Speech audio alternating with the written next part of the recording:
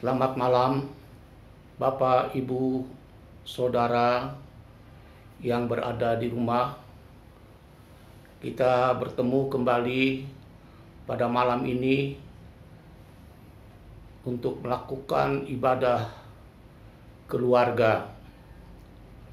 Kita akan membaca firman Tuhan dan merenungkannya bersama. Sebelumnya mari kita berdoa. Ya Bapa di dalam sorga, pada malam ini kami merasakan betapa indahnya serikat beriman di tengah keluarga kami masing-masing, yang menempatkan kami bukan saja sebagai satu persekutuan keluarga, tetapi juga sebagai keluarga yang beribadah, keluarga yang berada di sekitar firman Tuhan. Terangilah hati dan pikiran kami oleh Roh-Mu yang kudus, agar kami diberi kekuatan dan kemampuan untuk dapat membaca firman-Mu dan merenungkannya pada malam ini. Bersabdalah, ya Roh Kudus, kami umat-Mu mendengar. Amin. Pembacaan Alkitab pada malam hari ini diambil dari kitab Hosea pasal 11 ayat 5 sampai 7. Demikian firman Tuhan. Mereka harus kembali ke tanah Mesir, dan Asyur akan menjadi raja mereka, sebab mereka menolak untuk bertobat. Pedang akan mengamuk di kota-kota mereka, akan memusnahkan palang-palang pintu mereka, dan akan memakan mereka di benteng-benteng mereka. Umatku betah dalam membelakangi aku. Mereka memanggil kepada Baal dan berhenti meninggikan namaku. Demikianlah firman Tuhan. Terpujilah Yesus Kristus. Bapak, Ibu, saudara-saudara yang diberkati oleh Tuhan Yesus Kristus, salam sejahtera bagi kita semua. Hosea adalah seorang petani di Israel Utara yang dipanggil menjadi nabi. Dalam pemanggilannya memang unik, karena dia disuruh oleh Tuhan untuk mengawini Gomer, seorang perempuan sundal atau pelacur.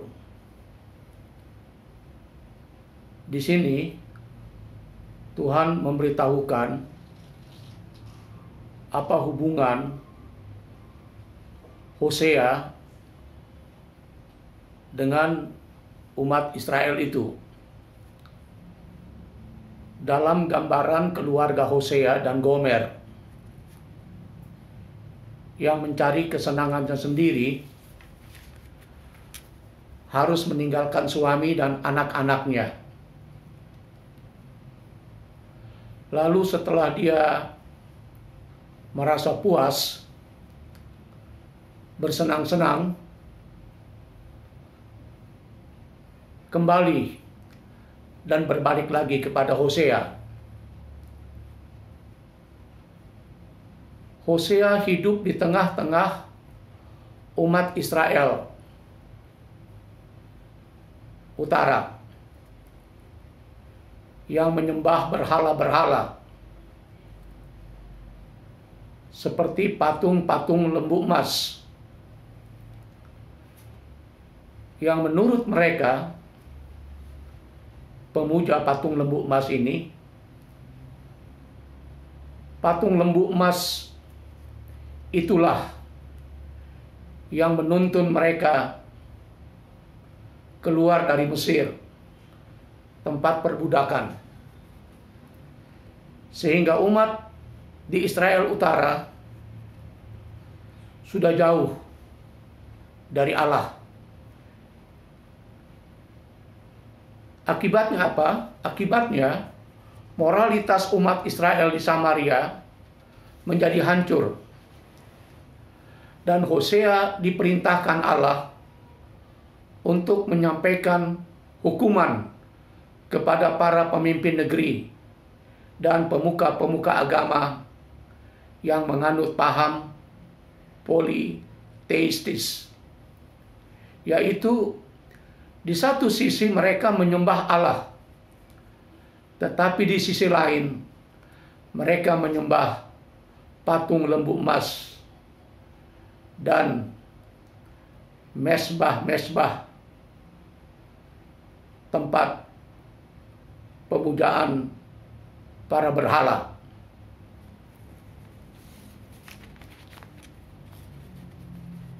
Dalam penghukuman Tuhan itu, Hosea memberitakan kepada umat Israel bahwa Tuhan akan membawa mereka kembali ke Mesir, tempat perbudakan itu. Asyur yang menghancurkan zaman keemasan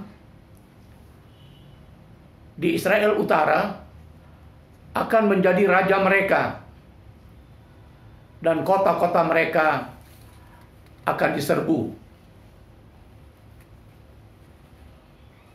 Penghukuman Tuhan itu dianggap biasa-biasa saja, atau dianggap sepele, dan tidak ada penyesalan sedikit pun. Mereka berpikir dengan semakin melakukan ritus-ritus ibadah, maka kesalahan dihapus, dosa-dosa diampuni. Padahal sikap dan perilaku seperti itu akan membawa mereka kepada jurang kebinasaan yang semakin dalam.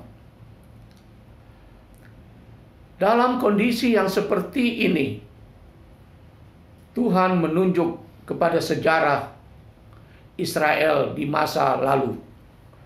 Ketika mereka keluar dari Mesir menjadi bangsa yang merdeka,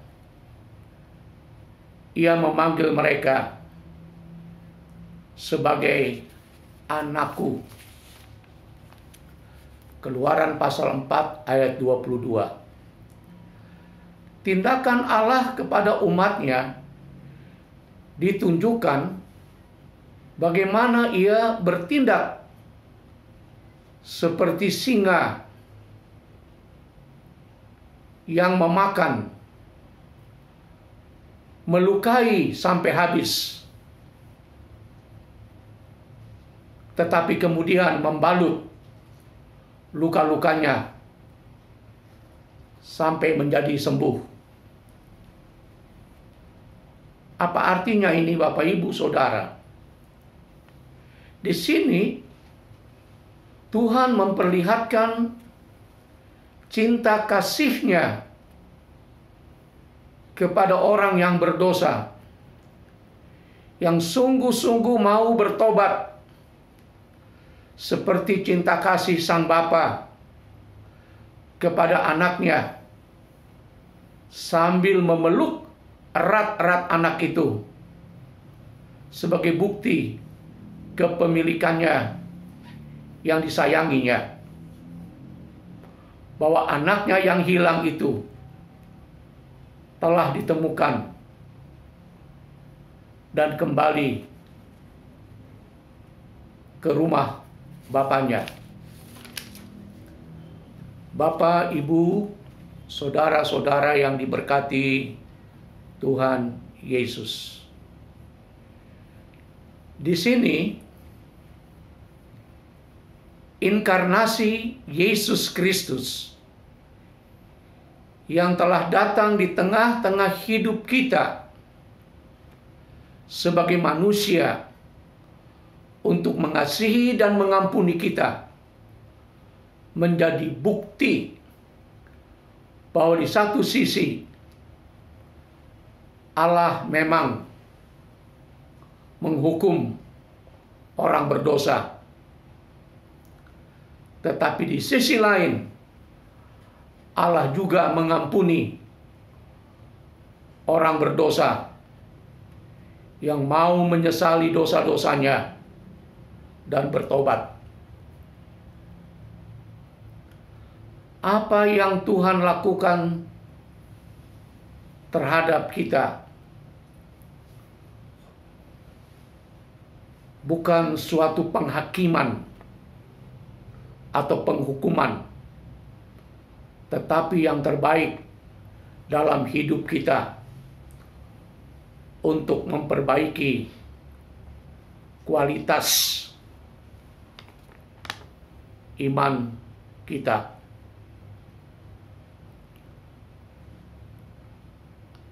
Apa pesan firman Tuhan pada malam ini bagi kehidupan kita masing-masing? Yang pertama, Bapak Ibu Saudara, pertumbuhan iman kita harus semakin baik. Bukan hanya bertumbuh secara ritual, secara rohani, hanya pada ibadah-ibadah hari Minggu misalnya, atau ibadah-ibadah yang lain yang kita hadiri atau kita kunjungi. Tetapi iman kita harus bertumbuh secara aktual di dalam kenyataan hidup keseharian kita, baik di rumah, di tempat pekerjaan, di kantor, di masyarakat. Iman kita harus berfungsi secara dinamis, sehingga kita bertumbuh, berkembang dalam pengenalan yang benar akan Tuhan kita Yesus Kristus, bahwa Bapak, Ibu, Saudara, dan saya, kita dibenarkan hanya oleh iman percaya kita, bukan oleh perbuatan kita. Semakin dosa bertambah banyak, maka semakin anugerah Allah atau kasih setia Allah melimpah dalam hidup kita. Artinya, Bapak, Ibu, Saudara-saudara, kita tidak setuju dengan perbuatan dosa dalam bentuk apapun. Tapi jauh lebih daripada itu, daripada dosa yang diperbuat oleh manusia, anugerah Allah, kasih setia Allah semakin besar dan semakin melimpah dalam hidup kita. Yang kedua, Bapak, Ibu, Saudara-saudara, dalam masa-masa pandemi ini,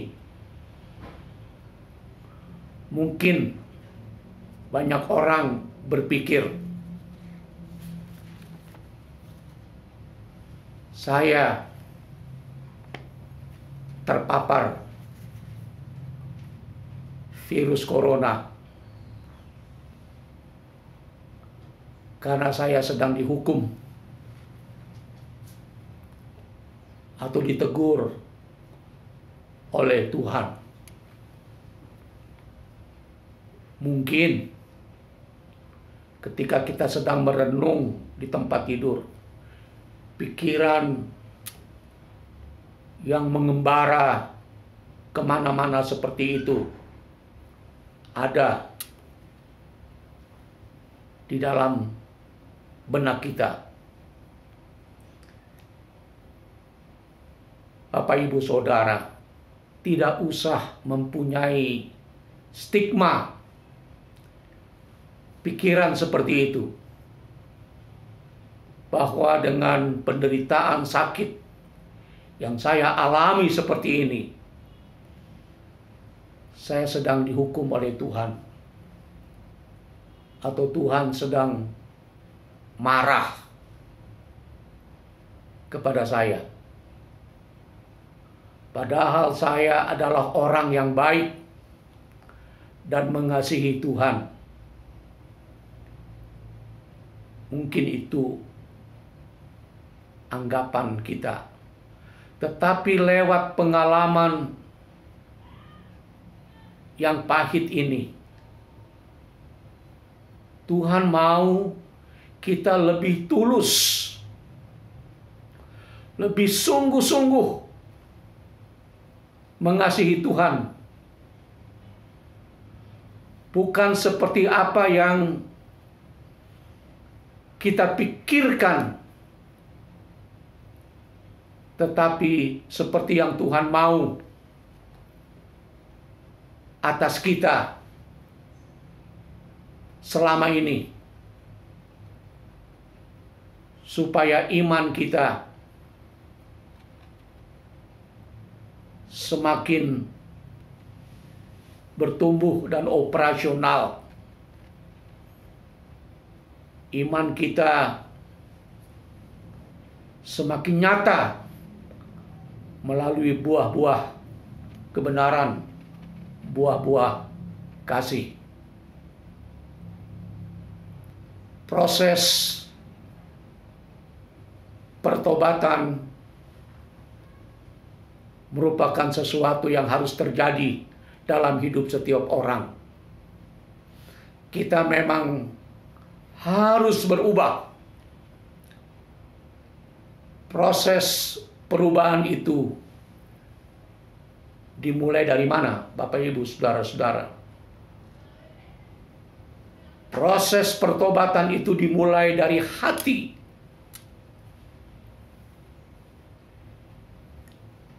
Yang dipimpin oleh Roh Kudus,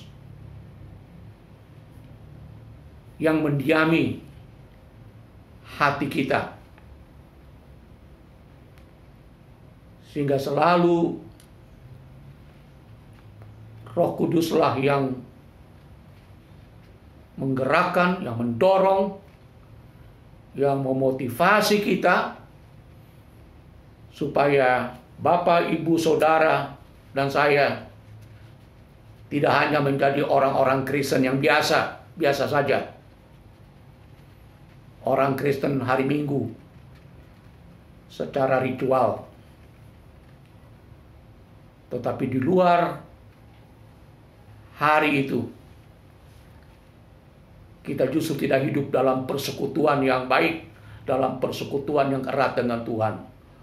Tuhan mau kita menjadi orang Kristen yang luar biasa.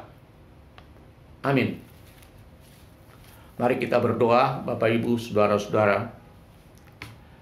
Terima kasih ya Tuhan atas firman-Mu malam ini. Jadikan hidup kami untuk selalu taat kepadamu, karena kami percaya bahwa Engkau baik dan penuh kasih setia.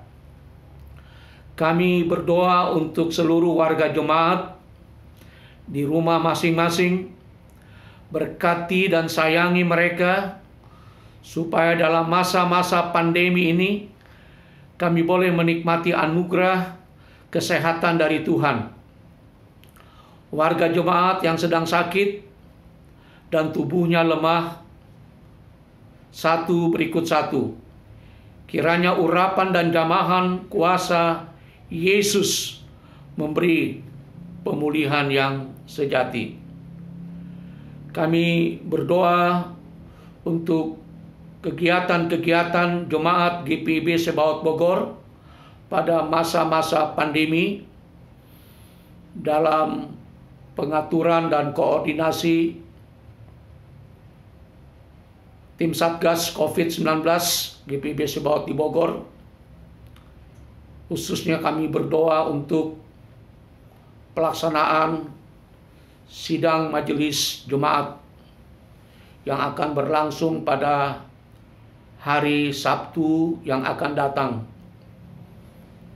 Kiranya dituntun dan disertai oleh Roh Tuhan, sehingga sidang majelis jemaat ini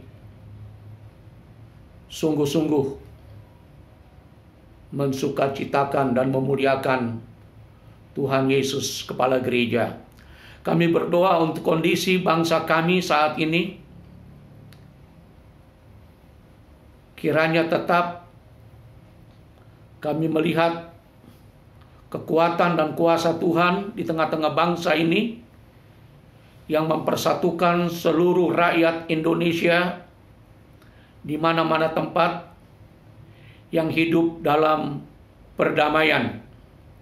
Berkati Bapak Presiden Jokowi beserta pembantu-pembantunya agar dapat menyelesaikan tugas-tugasnya sampai selesai dan membawa suatu perubahan serta kesejahteraan yang semakin baik bagi seluruh rakyat Indonesia. Inilah doa kami, ya Tuhan, dengarkanlah dan kabulkanlah, karena kami berdoa demi nama Tuhan kami Yesus Kristus. Amin. Teriling, salam damai, salam sehat, salam bugar. Immanuel, Tuhan beserta kita.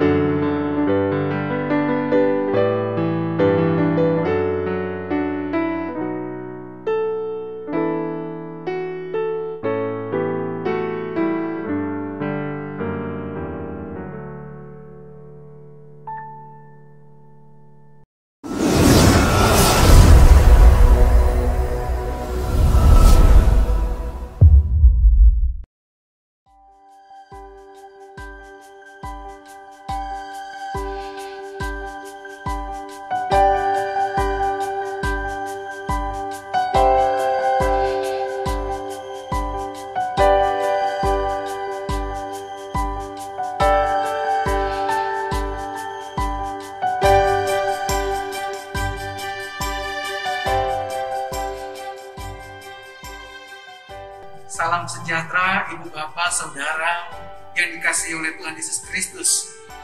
Warga jemaat GPIB Sebaot Bogor. Saya Pendeta Lian Sihotang selaku Ketua Tim Satgas COVID-19 Sebaot Bogor. Dalam hal ini menyampaikan bahwa dalam waktu yang belum ditentukan, kita belum dapat menentukan waktu atau jadwal ibadah tatap muka di gereja. Nanti akan ada pengumuman lebih lanjut lagi berkaitan dengan ibadah tatap muka tersebut. Namun, dalam hal ini kami akan memberikan atau menyajikan sosialisasi tentang protokol kesehatan di dalam peribadatan yang sekiranya ke depan akan menjadi panduan kita atau menjadi kebiasaan baru normal kita. Kiranya Ibu Bapak Saudara kita sekalian dapat sama-sama menyimak dan dapat memperhatikan langkah demi langkah, sehingga kita betul-betul dapat melakukan yang terbaik, menghadirkan kondisi yang terbaik. Dan tentu semua ini hanya untuk hormat dan kemuliaan nama Tuhan. Tuhan Yesus memberkati. Selamat menyaksikan.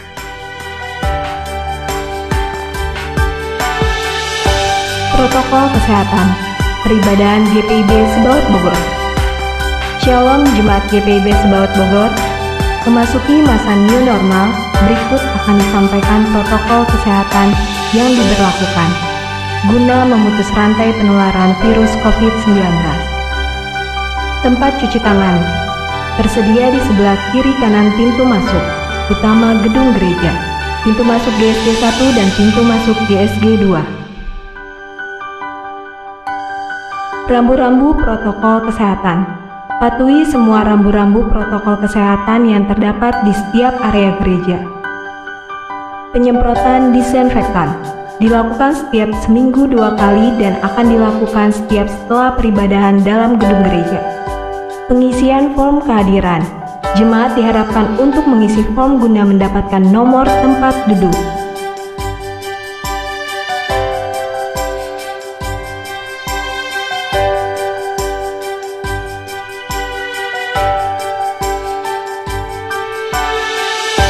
Pengecekan suhu badan. Jemaat yang akan masuk beribadah akan diperiksa suhu badannya pada gerbang pintu masuk gedung gereja.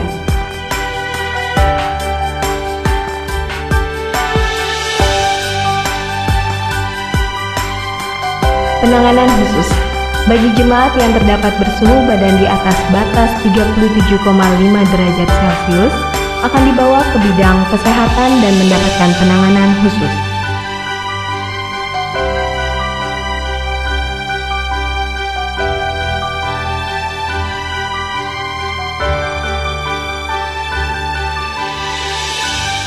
Informasi parkiran. Mobil diparkir di sebelah kiri gedung gereja dan motor di sebelah kanan gedung gereja.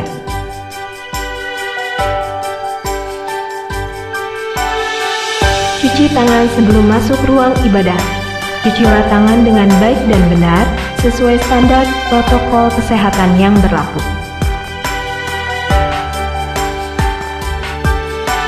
Registrasi nomor duduk. Meregistrasi barcode yang sudah didapat setelah mengisi form di rumah untuk mendapatkan nomor tempat duduk. Memberikan persembahan. Guna terhindar dari bersentuhan, persembahan diberikan di awal sebelum masuk ke ruang ibadah.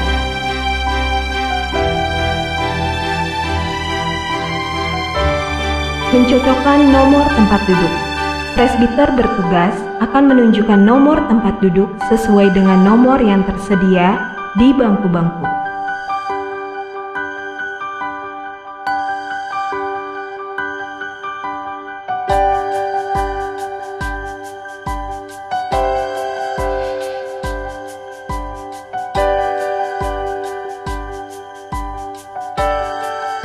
Selamat hari Minggu.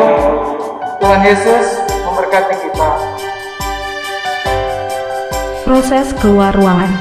Dengan dipandu oleh presbiter bertugas, jemaat yang duduk paling belakang, sudut terluar, yang keluar terlebih dahulu.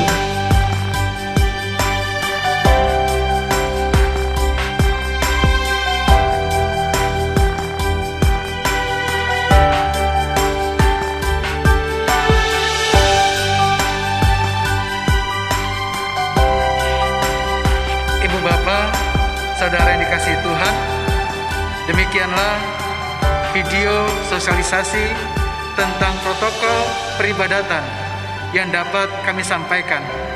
Kiranya ini boleh menjadi panduan untuk kita sama-sama untuk di waktu ke depan kita akan bersama-sama mengikuti peribadahan tatap muka.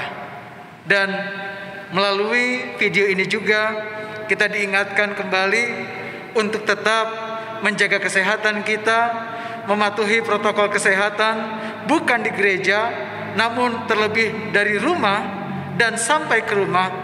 Dan tentu kita berpengharapan kepada Tuhan tentang masa yang lebih baik, akan Tuhan berikan kepada kita. Tuhan Yesus memberkati. Sampai jumpa lagi. Shalom. Taati protokol kesehatan, pola hidup bersih, selalu gunakan masker, hindari kerumunan, hindari bersentuhan. Terima kasih atas perhatiannya.